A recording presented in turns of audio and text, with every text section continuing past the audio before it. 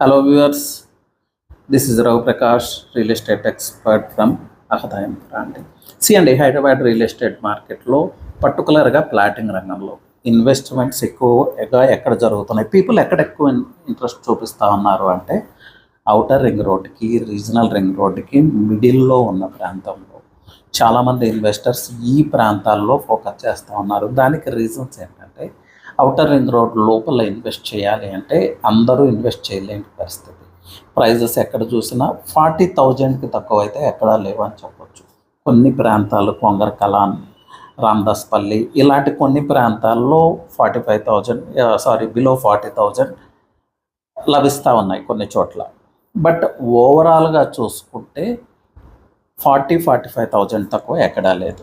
So outer ring road బయటకి move అవుదామంటే outer ring road బయటకి move అయినా కూడా అవుటర్ రింగ్ రోడ్కి నియర్గా ఉన్న ప్రాంతాలన్నీ కూడా 2 టైర్ సిటీస్ లాగా డెవలప్ అయినాయి.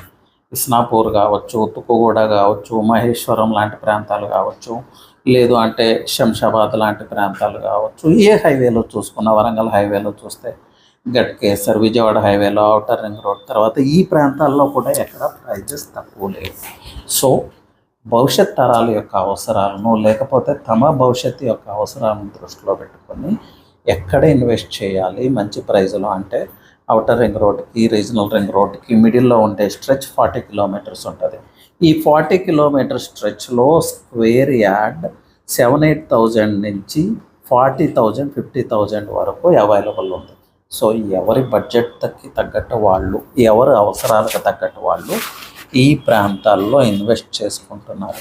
రీజనల్ రింగ్ రోడ్కి చాలా దగ్గరలో ఉన్న వెంచర్స్లో కూడా స్క్వేర్ యార్డ్ గజం ప్రైస్ 10,000 కన్నా తక్కువ అప్రూవ్డ్ వెంచర్స్లో కూడా లభిస్తూ ఉన్నాయి షాద్ నగర్ లాంటి ప్రాంతాల్లో.